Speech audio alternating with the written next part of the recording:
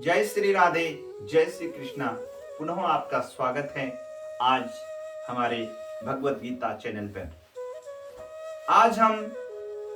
कल हमने श्रवण किया कि धृतराष्ट्र ने संजय से प्रश्न किया है कि हमारे पुत्र और पांडवों के पुत्रों के बीच में धर्म क्षेत्र कुरुक्षेत्र में क्या हो रहा है। तो वही बात आज संजय बताते हैं। क्या कहते हैं कि दृष्ट्वा तु पांडवानीकं व्यूढ़ं दुर्योधनस्तदा आचार्योमुपसंगम्य राजा वचनमब्रवीत्। संजय कहते हैं कि उस समय राजा दुर्योधन ने व्यूह रचना युक्त पांडवों की सेना को देखकर द्रोणाचार्य के पास जाकर के यह वचन कहा। क्या कहता है? तो ये द्रोणाचार्य कौन है? कहते हैं द्वैत का आचरण करने वाला ही द्रोणाचार्य है, जो द्वैत भाव का आचरण करता है। जब जानकारी हो जाती है कि हम परमात्मा से अलग हो गए हैं, जीव को, मानव को, मनुष्य को जब यह जानकारी होती है कि हम परमात्मा से अलग हो गए हैं, यही द्वैत का भाव है, यही द्वैत का भान है। हम परमात्मा से भिन्न है ना। वहां उसकी प्राप्ति के लिए तड़प पैदा होती है। उस परमात्मा को प्राप्त करने के लिए, उस ईश्वर को प्राप्त करने के लिए मन में जिज्ञासा पैदा होती है, मन में एक तड़प पैदा होती है। उस परमात्मा को प्राप्त करने का मानव यत्न करता है, प्रयत्न करता है। तभी हम गुरु की तलाश में निकलते हैं। परमात्मा को मिलाने वाला कौन? परमात्मा का मार्ग बताने वाला कौन? परमात्मा को मार्ग बताने वाला, परमात्मा का मार्ग बताने वाला है सच्चा गुरु। जो सच्चा गुरु है वही हमको परमात्मा का मार्ग देता है। क्योंकि रामायण में भी कहते हैं गुरु बिन भव निधि तरहीन कोई। बिगर गुरु की कृपा से, बिगर गुरु के आशीर्वाद से इस भव सागर से नहीं तरा जा सकता है। भव सागर से जब हम तरेंगे, इस भव सागर को तैरेंगे, पार करेंगे, तभी हमको परमात्मा के दर्शन होंगे। तो परमात्मा को मिलाने वाला गुरु है और उस गुरु की तलाश में जीव निकलता है।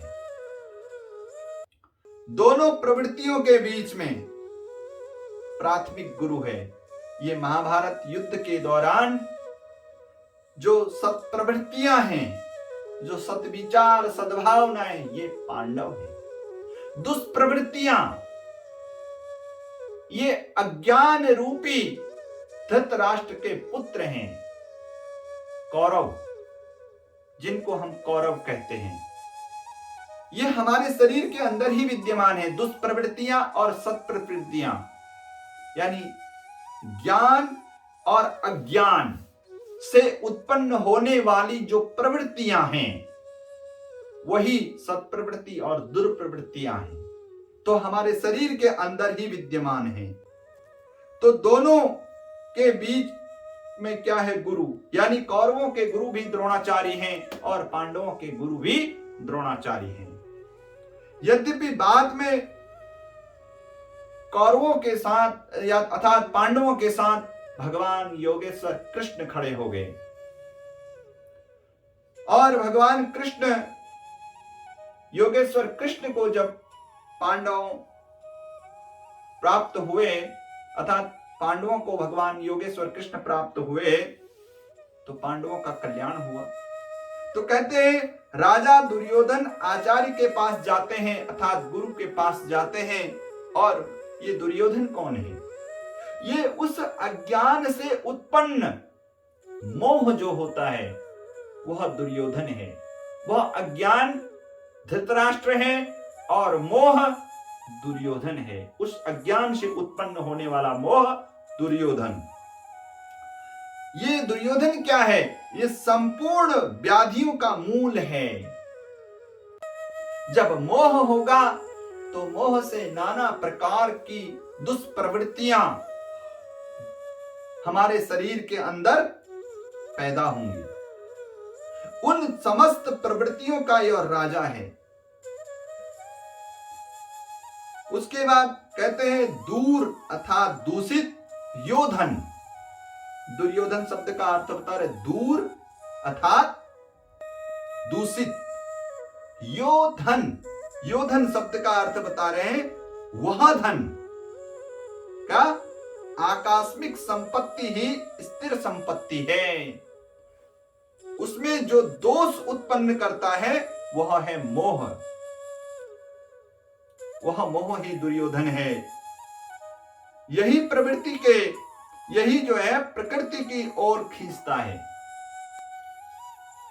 यह मोह प्रकृति की ओर को खींचता है और वास्तविक जानकारी के लिए प्रेरणा भी प्रदान करता है। और मोह है तभी तक पूछने का प्रश्न भी है, अन्यथा सभी पूर्ण नहीं है। अतः व्यूह रचना युक्त पांडवों की सेना को देखकर अर्थात पुण्य से प्रवाहित सजातीय प्रवृत्तियों को संगठित देखकर दुर्योधन के प्रथम गुरु द्रोणाचार्य के पास जाकर कहता है कि पश्येताम पांडुपुत्राणाम आचार्यो महतिम चमो व्यूढ़ाम द्रुपद पुत्रेण तव शिष्येण धीमता। हे आचार्य, आपने बुद्धिमान शिष्य द्रुपद पुत्र धृष्टद्युम्न द्वारा व्यूहाकार खड़ी हुई पांडवों की इस भारी सेना को देखिए। तो अपने बुद्धिमान जो उनके शिष्य हैं और द्रुपद पुत्र धृष्टद्युम्न, उनके द्वारा जो व्यूहाकार रचना रची गई है और उस व्यूहाकार खड़ी हुई पांडवों की दिव्य सेना को देख करके, भारी सेना को देख करके दुर्योधन घबरा जाता है, विचार करने लगता है। कहते हैं शाश्वत अचल पद में आस्था रखने वाला दृढ़ मन ही धृष्टद्युम्न है। ये धृष्टद्युम्न क्या है? बोले शाश्वत अचल पद में जिसका मन दृढ़ है, जिसका मन स्थिर है, वह धृष्टद्युम्न है।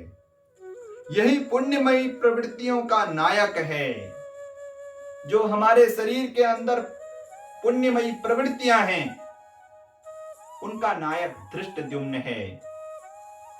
और इसके बारे में कहते हैं कि साधन कठिन मन कहूटे का, ये रामचरितमानस में आता है कि साधन कठिन नहीं है, मन की दृढ़ता कठिन होनी चाहिए, अर्थात मन दृढ़ होना चाहिए। जब हमारा मन दृढ़ होगा तब धृष्टद्युम्न को सेना नायक का पद प्राप्त होगा। वह वो सत्प्रवृत्तियों का मालिक बनेगा, उनका संचालन करेगा कि किस मार्ग पर कैसे उनको चलना है, कैसे उन्होंने दुष्प्रवृत्तियों से लड़ना है, ये सब धृष्टद्युम्न तय करता है, यानी सेना नायक तय करता है। तो आज अपनी वाणी को यहीं विराम देंगे। आगे आपको पुनः वीडियो बनाएंगे, पुनः आपके सामने भगवत गीता के अन्य अन्य श्लोकों को लेकर आएंगे और आपके लिए प्रयत्न करेंगे, प्रयास करेंगे कि आपको भगवत गीता समझ में आए और आप इसको समझें। अभी तो स्टार्टिंग है, प्रारंभिक दौर है, आगे चलते चलते बहुत अच्छे अच्छे वीडियो आपके लिए लेके आने वाले हैं। तो आपको अगर हमारी वीडियो अच्छी लगे, धर्मशास्त्र की चर्चा अच्छी लगे, और भी धर्मशास्त्र की चर्चा हम लेके चलेंगे। और इसी के साथ तो आप अच्छी लगती है आपको धर्मशास्त्र की हमारी ये चर्चाएं, तो आप हमारे चैनल को सब्सक्राइब जरूर करें ताकि हमारे आने वाली वीडियो आपको प्राप्त हो। और हमारे चैनल को सब्सक्राइब भी करें, लाइक भी करें, शेयर भी करें और आगे लोगों को हमारे चैनल के बारे में बताएं। इसी के साथ हम अपनी वाणी को विराम देते हैं और आगे आने वाली वीडियो में आपसे पुनः मिलते हैं। जय श्री राधे, जय श्री कृष्ण।